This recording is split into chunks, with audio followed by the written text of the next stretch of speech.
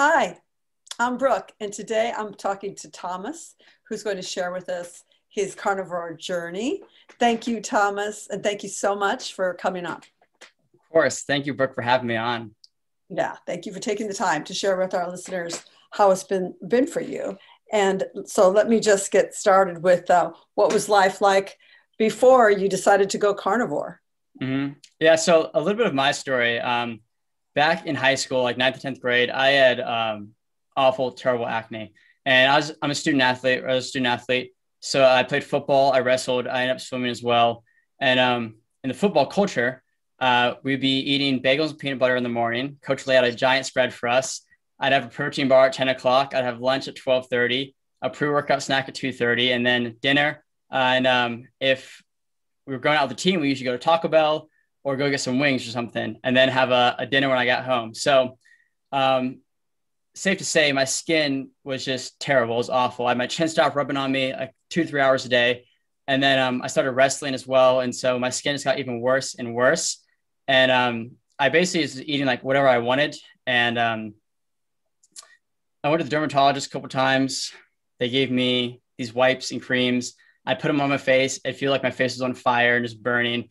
So I stopped using those after like 2 or 3 weeks. And my skin was really just awful. And my diet was terrible. And I'd wake up. I remember waking up literally like one morning when I was in ninth grade and I was playing football.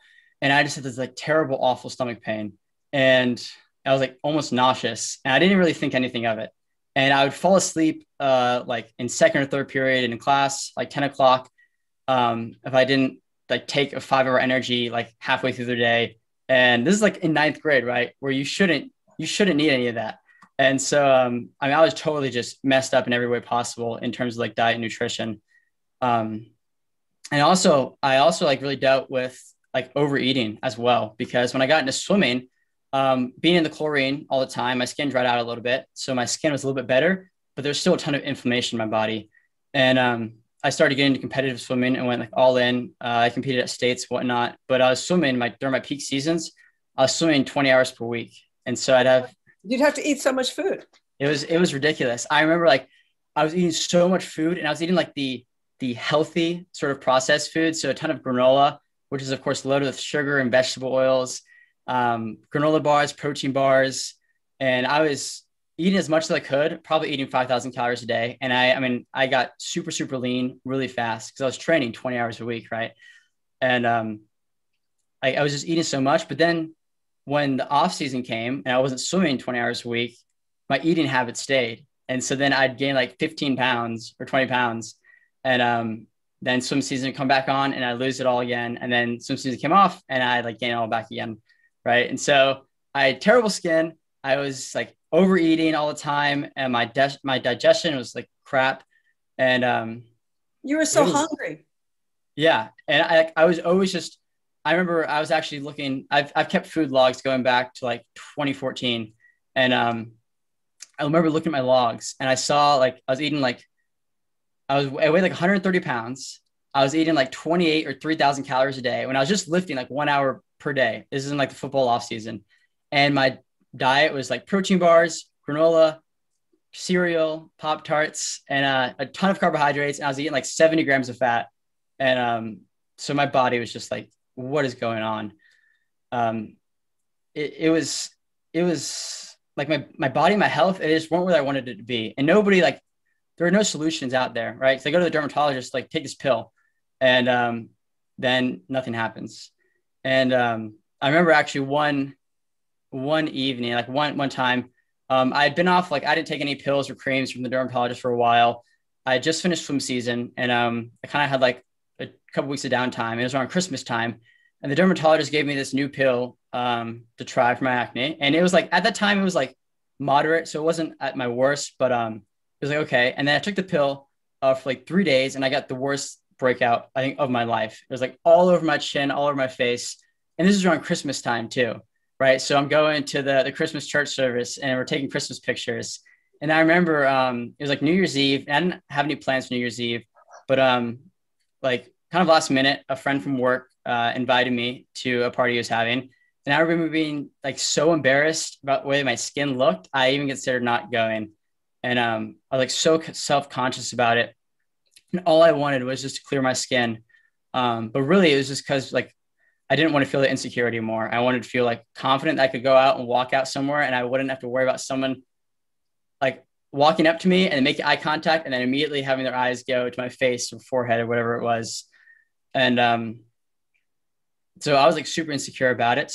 And that night in the New Year's Eve, I was like, something has to change.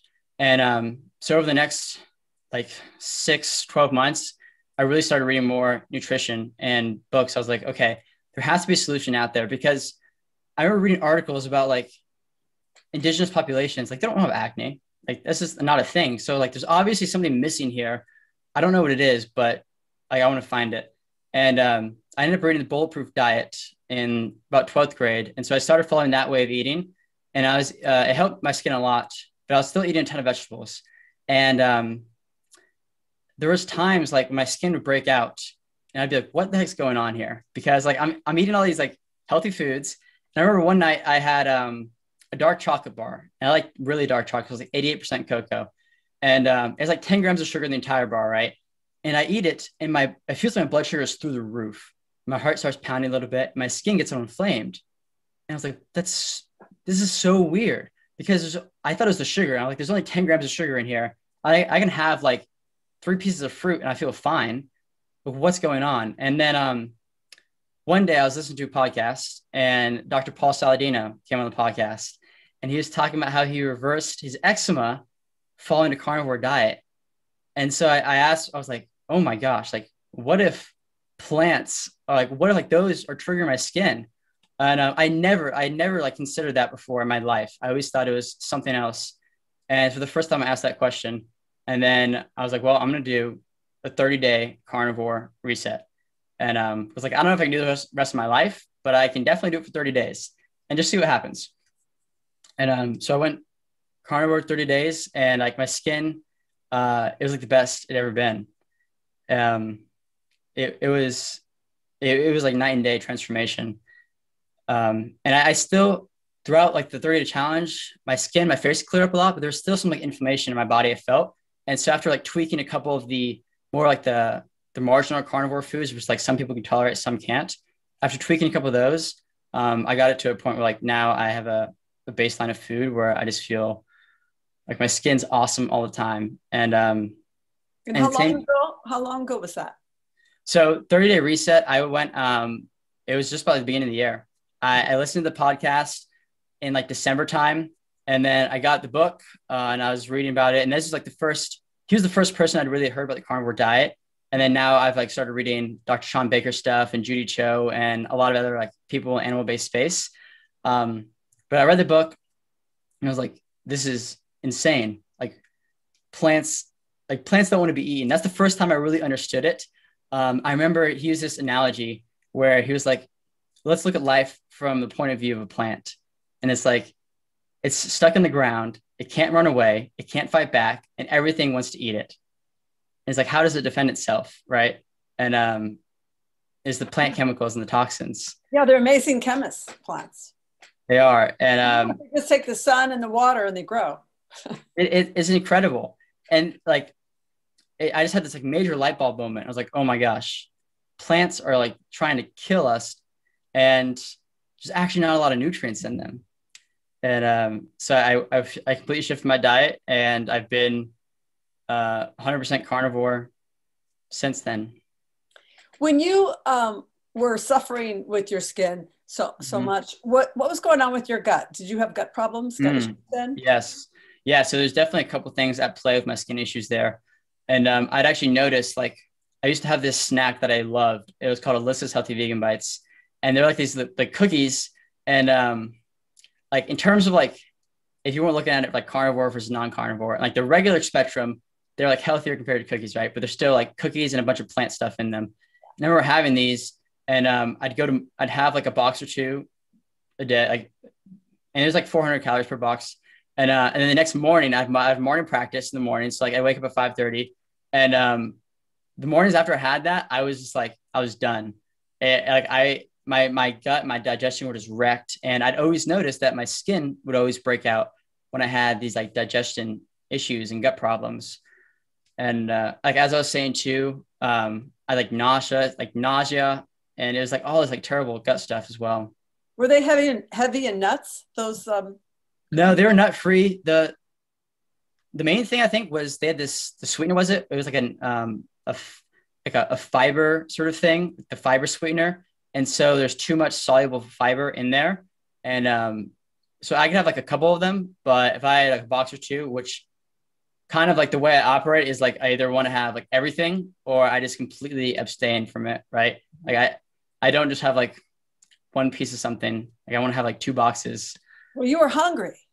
Yeah. I was hungry, but like a lot of it also, I think it was like psychological. Like I remember being, I lived in Puerto Rico for a while, and I remember being there, and I was kind of like working on business stuff, and I was pretty stressed out. And there were literally days where I had like 7,000 or 8,000 calories that I just ate. And it was like uncontrollable eating. And it wasn't eating steak and fat, right? It was eating a ton of rice and like sort of the box foods and the processed foods, and like shifting. Yeah, like eating and never getting satisfied. Exactly. And like that's another big thing I noticed on carnivore. Like I remember it's like the second or third day I was into carnivore. I'd had some fat and like some fat trimmings and steak at lunch, and then dinner time came around, and I was eating this bowl. I cut up some beef chuck and made up some like little roasted steak bites in tallow, and I was eating this bowl. And I got halfway through it, and I could not take another bite, and it was like the first. Like it was amazing. I literally put it down. It's the first time I think in my life that I've literally like had something where like I don't even want to look at another bite of food. And it wasn't like oh, I'm so full. It was like my body's satiated. Long chain fatty acids for the win. Exactly. Yeah. And I use that now like purposefully so I can be super, super satiated. And it's just wonderful. There's like this freedom that comes from that, like having that food freedom, where now I don't feel like I'm not like a slave to those cravings in like both physical and psychological, like cravings to go eat a bunch of food and like binge on food. Like it doesn't happen with carnivore as much. Can I ask, I don't know, what's the bullet diet have? Does it have is it a lot of coconut fat, or do you? Oh yeah. So it's a ketogenic. You can have a carb refuge one per week, but it's heavy focuses on fat. He does include animal fats, but like also coconut oil, butter. And I was cooking in probably mostly butter. And then a ton of like, he takes in some of the count of like the toxicity spectrum, but still like a ton of veggies. And does he use nuts? Does he recommend nuts in that diet? Not really. Coconut maybe, but like, he doesn't really recommend nuts.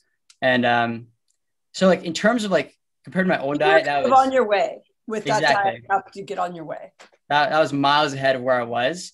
And then it was kind of like taking that next step of, wow, plants can actually be harmful to me, and they actually might be triggering me, and I'm just going to cut those out. So I really don't need a lot of plants. That's a big thing when you get that, hey, I don't actually need those plants. And then, hey, those plants are really kind of not liking me at all. And then you can just sort of drop them. And then it's like, whoa, what? It's so much, like you said, freedom. It is. I remember I used to always, I was always trying to get more veggies in my diet. So I remember literally asking myself probably like once or twice per day, how can I get more veggies in my diet? And I found a way. I made these smoothie bowls with handfuls of raw spinach and kale and a bunch of like protein powder and stuff, and to like make it taste good. And I was eating like 1 or 2 of these per day, and I was so proud of myself. And like, that's probably like some of the worst food I could be eating.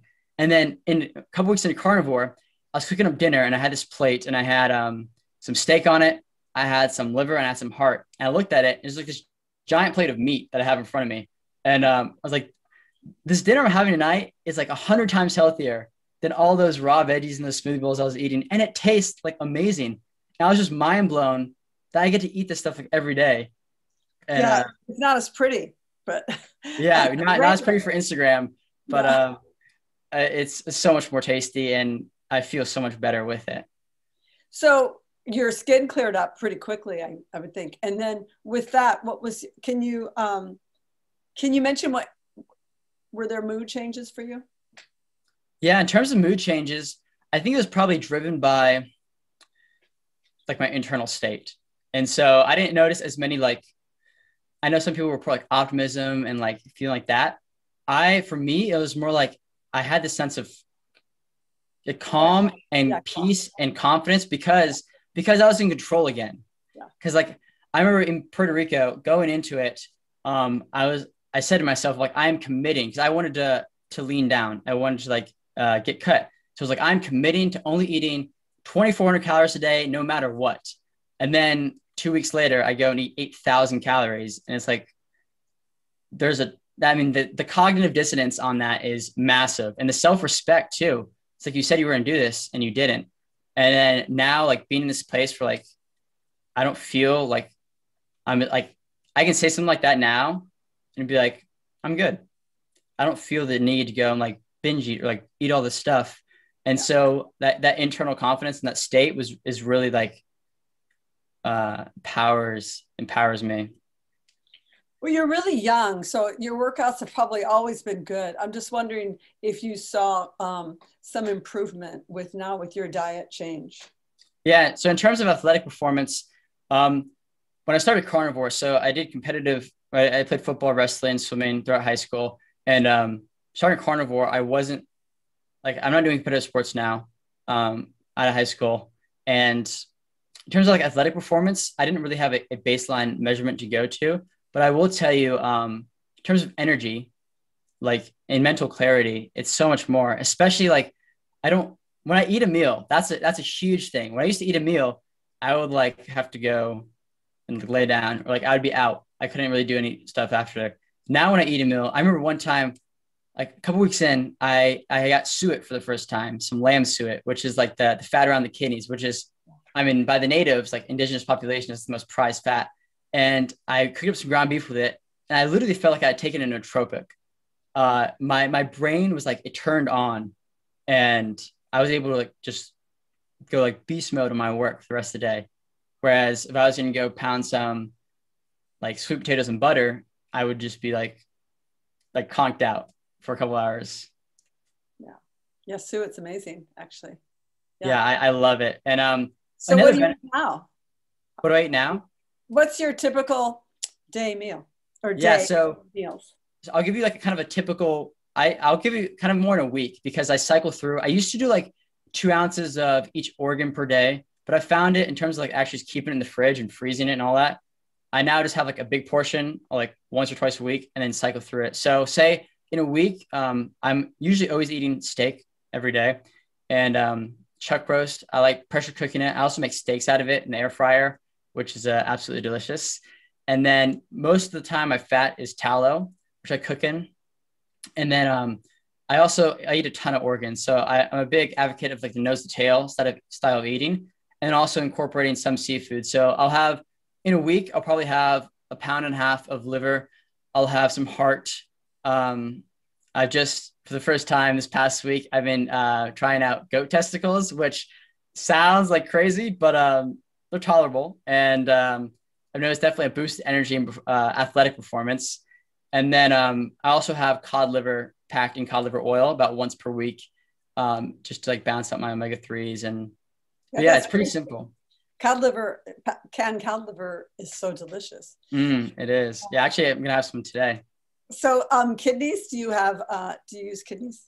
Okay, so well, the first time I ever made kidneys, I'd been eating liver and heart. And when I first started cooking those, I was soaking them. But then I stopped soaking them. I'm like, well, they still taste fine. It's a little bit like bloodier, but whatever. And so with kidneys, I was like, I'm just not going to soak them. I'm just going to cook them, because I know what I'm doing. And what I did not know is that kidneys filter out the urine in animals.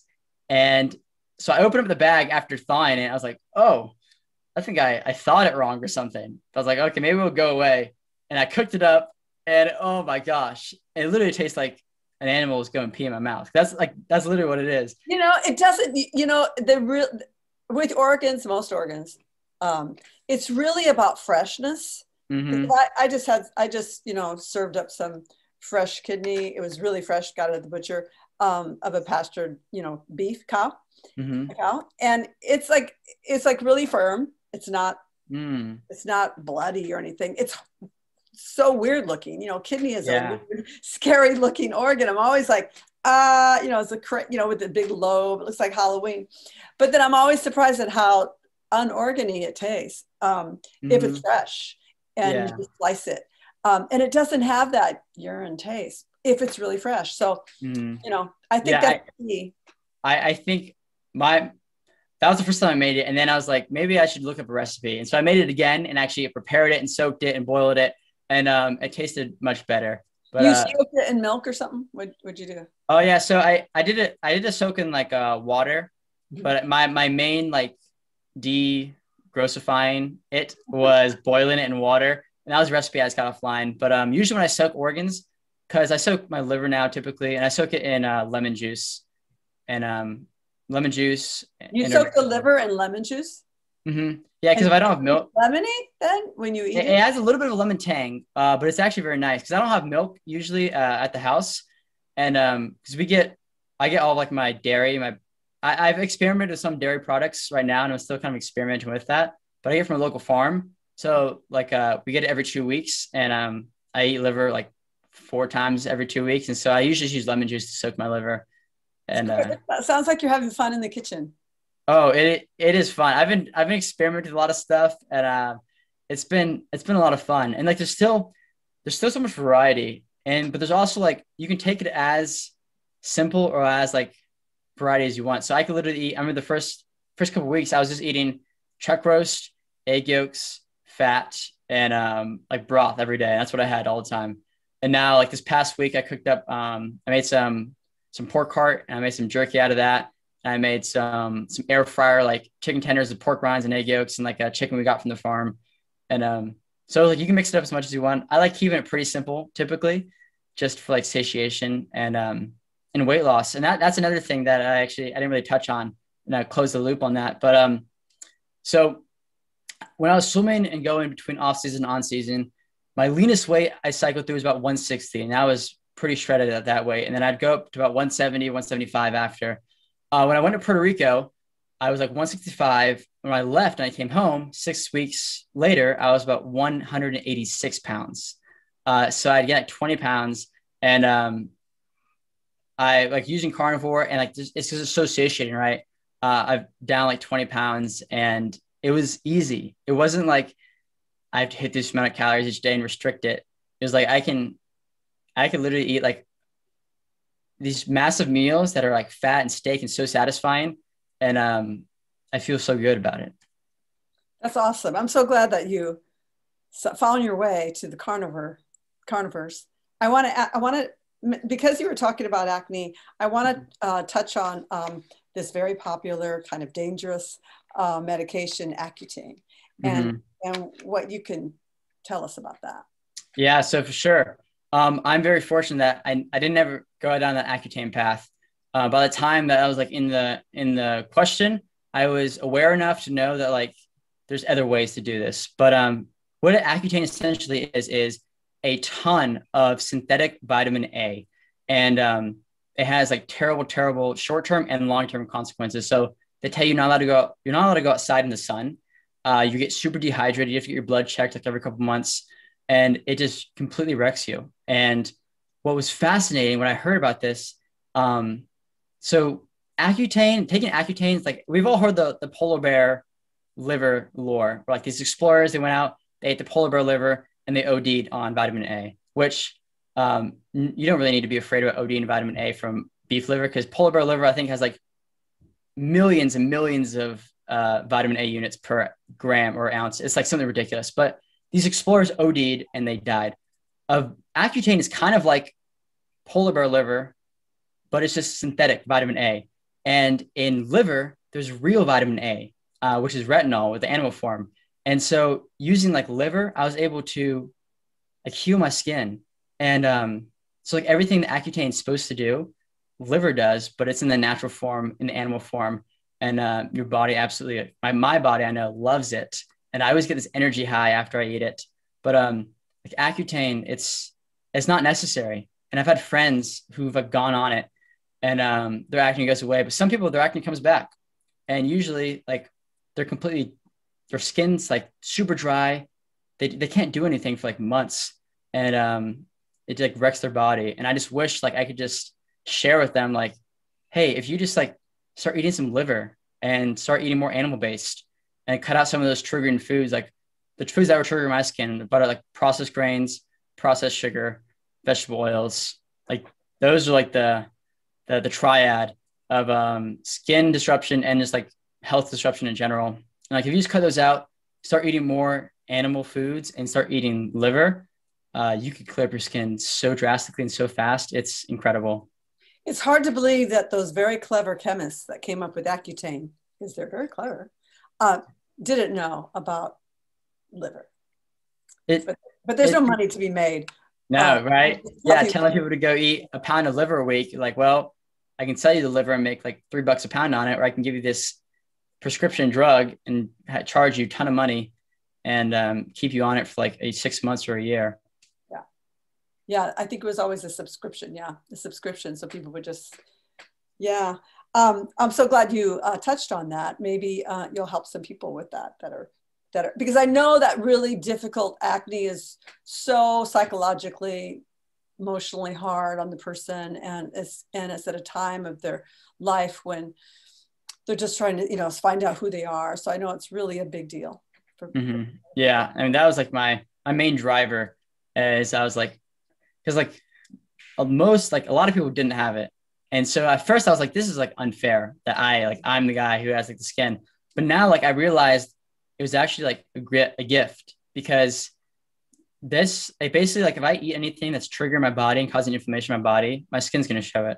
And everyone else may be having inflammation in their body, but they're not going to see it until they're 50 years old and having the chronic disease. Whereas when you have sensitive skin, it's like your body tells you right away, and you're going to know right away, like what's triggering your body. And it's also like one of the strongest motivations and feedback loops I've ever had. Because if you overeat on something, it's like, okay, whatever.